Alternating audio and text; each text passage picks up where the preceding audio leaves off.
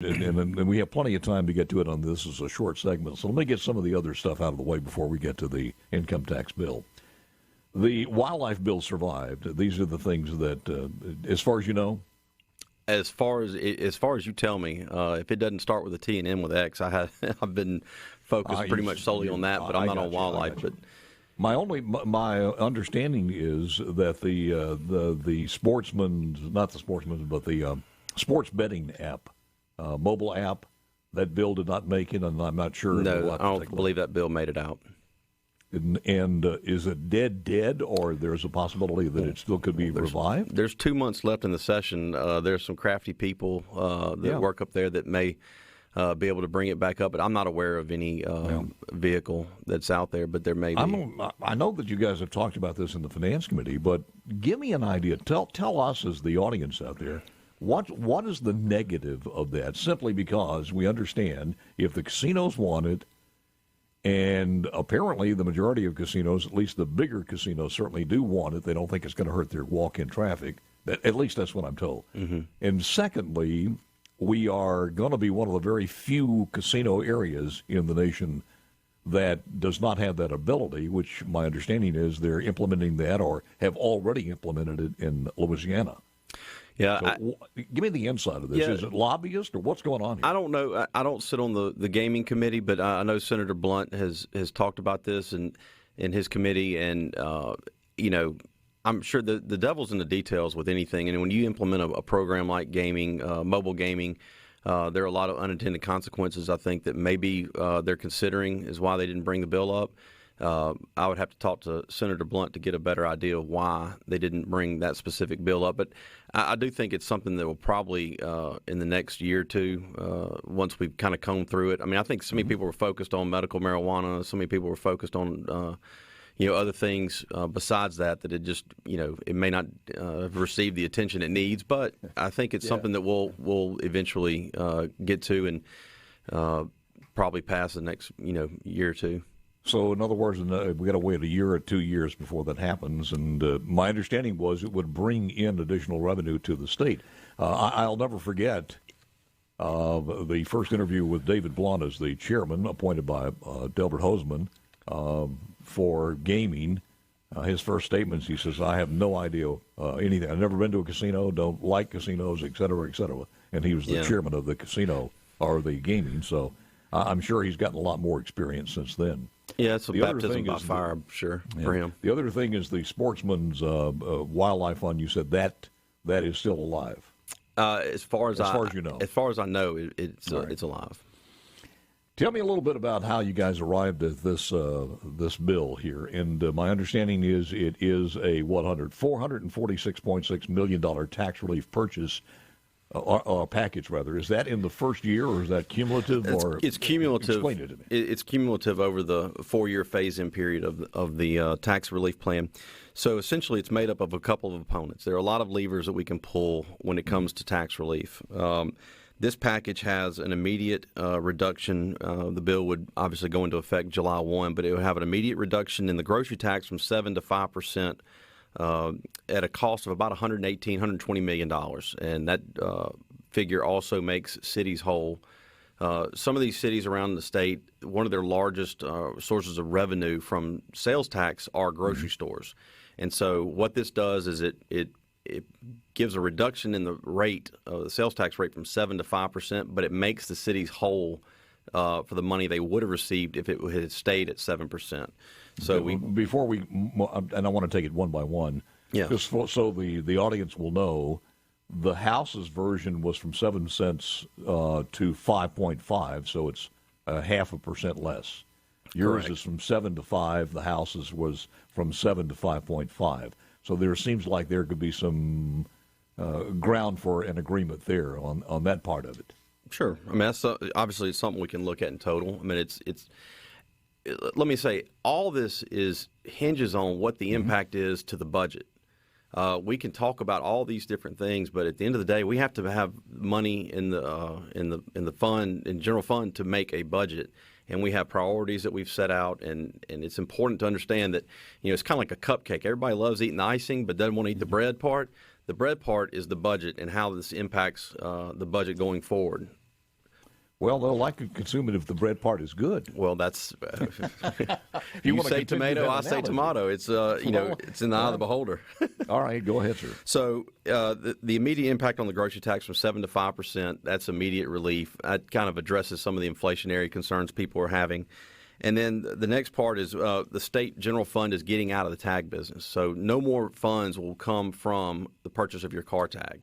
Right now, when you purchase your car tag, a portion of it comes back to the state, and we're taking those monies and just putting them into the ad valorem tag reduction fund and letting it go into helping to lower the cost. It's a minimal. And It's the a local minimal number. municipalities, how do they recover from that?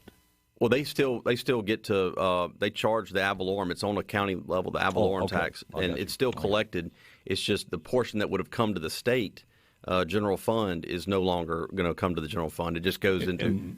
And the House plan reduces the ad valorem tax liability by about 50%. So you guys are seeing, Well, as compared to that. What we do is we have an ad valorem tag reduction fund that we fund every year, and what I believe what their fund their numbers are doing are actually increasing the amount that we put into that fund. So they're saying that they're going to. I believe what their plan is doing is it's putting an additional amount of money into that fund to help lower the cost. All right, let's move to the next one. We talked about car tags and grocery tax. Then we also have the elimination of the 4% tax bracket. So a married couple filing jointly right now has deductions and exemptions that reach up to about $16,600. So your first $16,600 can be exempt from taxation on the state level. In 2016, we passed the largest tax cut in Mississippi history. We eliminated the 3% tax bracket. So that next $5,000 from $16,600 to $21,600 would have been taxed at 3%. We've removed that. So that is no longer taxed. So you're not paying tax theoretically on your first $21,600.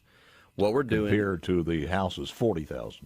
No, this is just in general. I'm giving you a kind of a lay of how tax structure is right now. But in the comparisons as we go part by part, you're seeing the eliminations up as you move to the 4%. That would be $21,600. That's where it starts. So you're from $21,000 to $26,600 is taxed at 4%. What we're doing is we're phasing that out, where we're no longer going to pay 4% tax on that $5,000, and then everything above $26,600 is taxed at 5%.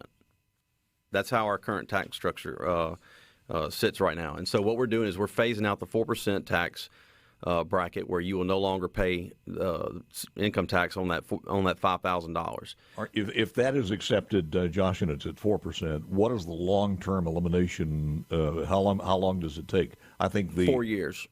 4 years. Correct. In 4 years, this whole you move. plan is implemented in 4 years. Okay. Tell me what the stages are beyond this 2023. Okay. So if this bill plan were to go into effect, you would have immediate grocery tax relief, and calendar year 23 is the first year that you would phase in the 4% tax cut, and it would happen over 4 years. So by 26, you would no longer be the last year you pay any tax on that next $5,000. But it never eliminates income tax altogether. I mean, it never eliminates it altogether. I mean, This eliminates the 4%. You still have the 5% bracket, and then we can come back and look at how we can, depending on what our situation is. But that's not in this bill. No, it's not in this bill. Left open. Correct. So it doesn't really eliminate the personal income tax. No, it eliminates altogether. the 4%, and it allows us to come back and look at it again. We'll talk more on this Absolutely. one with the Senate Finance Chairman Josh Harkins. Back to this this bill here. Our brother in broadcast, who is a financial genius, that's Gerard Gibbert at middays, and I'm sure he'll be talking about this too, coming up on his program starting at 10.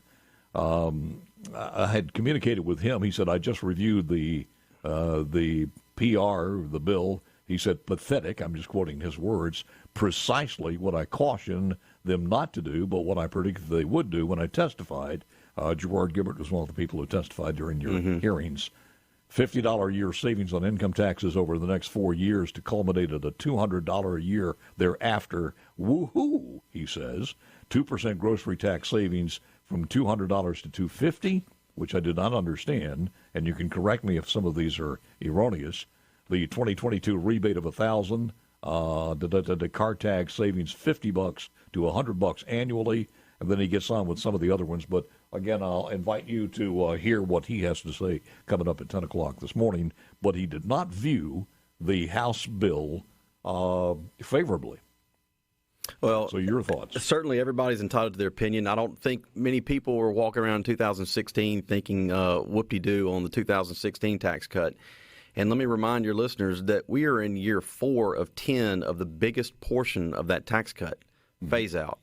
The 2016 tax cut won't even be fully implemented when this tax cut is fully implemented, and it's almost matching in size. So for people that that have short memories, when you go back to 2016, everybody was pretty excited about the largest tax cut in Mississippi history, and it eliminated the 3% tax bracket, phased out the franchise tax, which we were in year 4 of 10 of. And that was with household incomes of up to what? It's the first $5,000 that we talked about. Yeah, first 5,000. But I don't think anybody was walking around saying whoop-de-doo, and it was pathetic. I do understand that people have different opinions about what we should do at this time, but at the end of the day, this wait a minute. Let me. I'm not taking up for Gerard here, but I think what we were talking about basically is how do we compete with the Tennessees and the Carolinas and Floridas and Texas, and that $5,000 is not going to be something that will draw people out of Memphis, Tennessee, into DeSoto County. Well, Paul, I want to let you think about this. This is one portion of it. This is one side of the equation. The other side is you have to have a budget also. Now, I can sit here and promise you everything you want to hear, but at the end of the day, if it doesn't make a budget, what good is it? If you're upside down in your numbers, then that's what we have to. That's the balancing act we have to try to play here. Now, I'm all about trying to give people as much much of their money back as we possibly can, but there are also core services of government that we are expected to uphold. And I think you can look at the way we're under about 3 or 4 court orders for underfunding child protective services, mental health, corrections, all these things. These are things that people expect us to do on a government from a government perspective, and we're trying to do that and balance how much do we give back or how much do we cut. And this plan it's simple to understand. It's a 4-year window. We're going to have this thing fully implemented in 4 years before the 2016 tax cut is fully implemented, and then nothing precludes us from coming back and cutting more taxes in the future. All we're saying but that's not in this bill. What's not in the bill?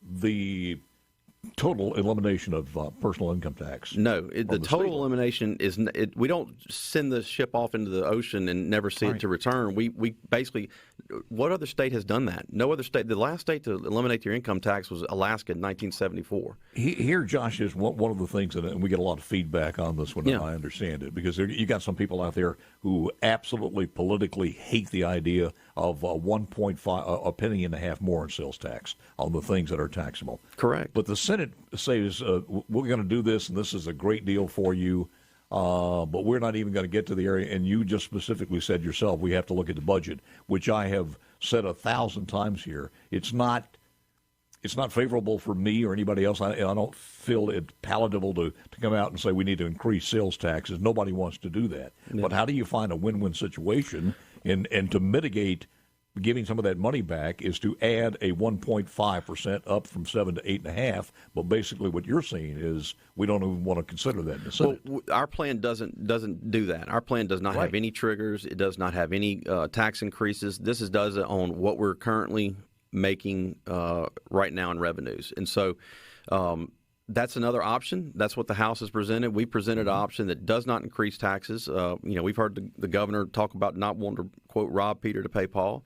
And what we've done is we presented an idea, a plan that does that. It does not increase taxes on anyone. There are no triggers. It implements in 4 years, and it's pretty simple to understand. In that figure that the House gives, and again, and I mentioned this earlier this morning, it's just one of those things that helps us get our bearings if we're not the accountant type person, is with the House basically says with $40,000, you're getting back about around $1,350 or let's say $1,400 per year you're saving on that first $40,000. So you would have to spend $86,000 in purchases that are that are taxable or from sales tax to actually negate that $1,300 to $1,400. You have a similar comparison for the people with the Senate plan? No, we just basically look at what the savings are to the people, and the grocery tax. You're probably looking at a couple $100s a year on grocery tax, depending on how much food you buy, size of your family. You're looking at the elimination of the 4%. That's $200 per filer in the house. So if a husband and spouse, both spouses are working, that's $400 a year savings. And then plus the rebate, if you pay taxes, you get a rebate back to that individual. So it addresses a couple of things. Now, does it go as far as everyone wants? Probably not. Does it go far enough for some people? It does. I mean, I think you have to look at not only what I have to say grace over is not just what we're cutting and what we're eliminating and what we're giving back, is also what is expected of a budget. How are we going to? We've gotten away from using one-time money to make our recurring expenditures whole. So are we going to get it back into the game of relying on one-time money to make sure our budget works? We're using recurring revenues for recurring expenses, and we're not putting ourselves in a position. This number, we've worked tirelessly with LBO and our Department of Revenue to make sure that this is not a budget buster, that we can afford this and do all the things. We just raised $220 million for teacher pay. There's about another $80 to $100 million of things that it's not necessarily growing government. It's our health insurance for employees. It's SEC squared, getting state employees' pay raises up. There's a lot of things that are out there that we have to do that are not necessarily we have much choice in. We have to fund child protective services, our corrections. I mean, there are expenses that we have to do in order not to be under another federal court order. And so I think it's just a matter of trying to be responsible in what we are required to do and what we have ability to give back. I understand that, and I understand it's not easy to put all those numbers together. And I guess I look at it in a simplistic way, not being in the legislature and not an accountant, but three things. Does it help Mississippians at the kitchen table? Everybody wants to talk about the kitchen table. Does it help Mississippians at the kitchen table, number one? Number two, is it fiscally responsible to those people around as taxpayers in homes? And number three, does it make us more attractive and competitive? Because all of that's going to feed into number two and number one. Yeah. And if you can do those three things and put politics aside, I know politically it is great to say we're going to give you a tax cut without raising taxes on sales taxes. Yeah, and I know that politically for the campaigning, that's a great thing to have. Yeah. Before I was in the legislature, I would tell you to give me every bit of tax cut you could give me. But being on this side of the aisle, having the responsibility to make sure we don't bust the budget is something else we have to consider. But Paul, I want you to know that the 10-year average of growth rate for southern states, there are 3 states that grew faster than Tennessee, and all of them have a income tax rate at or above Mississippi's income tax rate. So, final segment with Josh Harkins coming up in just a moment.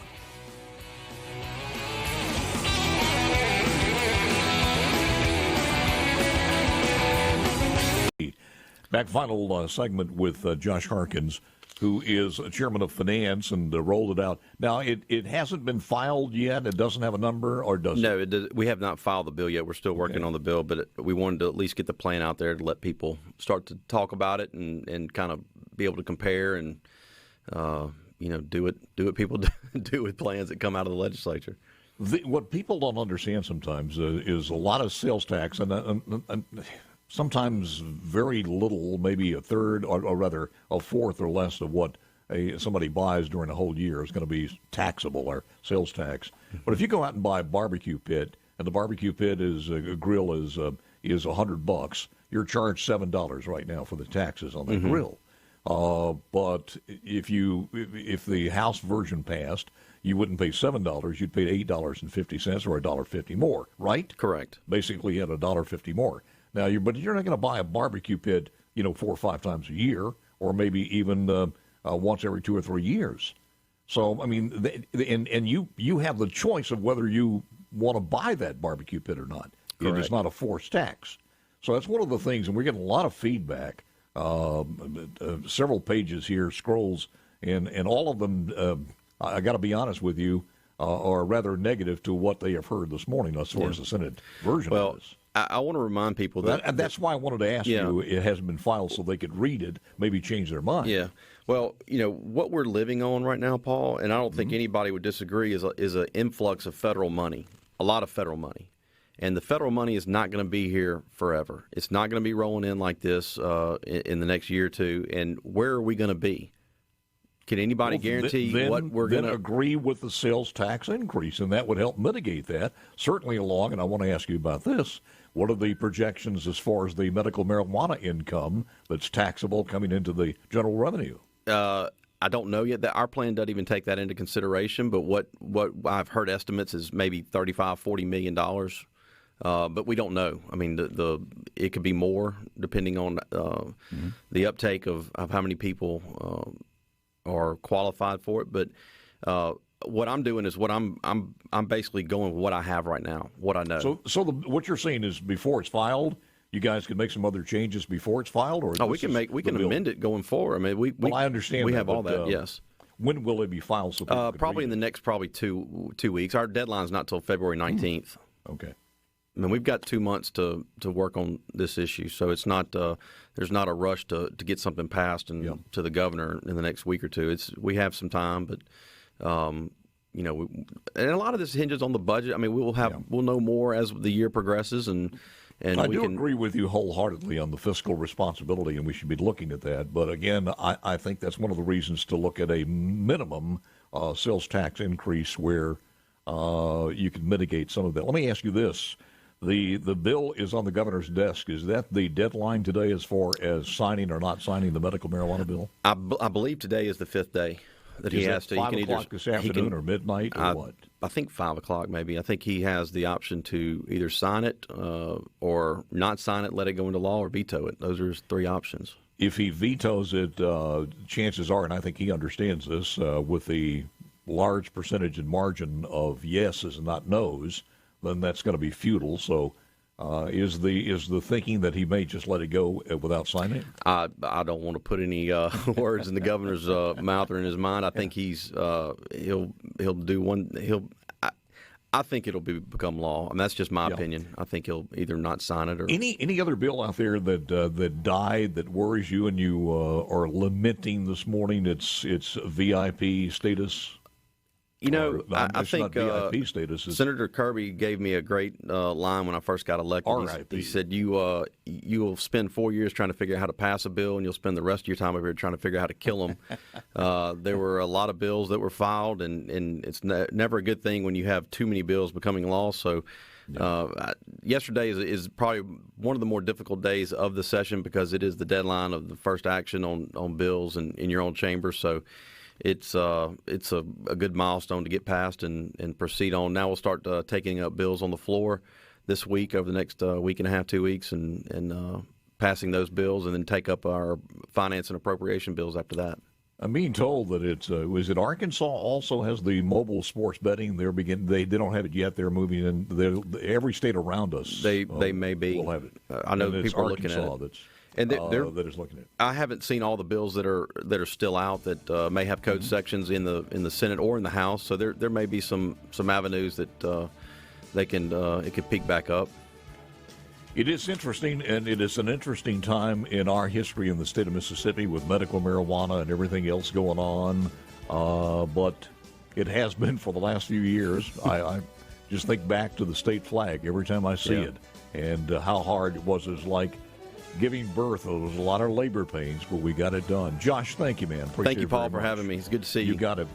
Your friend, this chair is Trey comfortable, Lamar, by the over way. on the house side. I'm sorry? I said this chair is comfortable over here. Yes, it is. Yes, it is. It's a good perspective too. Appreciate it, man. You look good there. Thank you.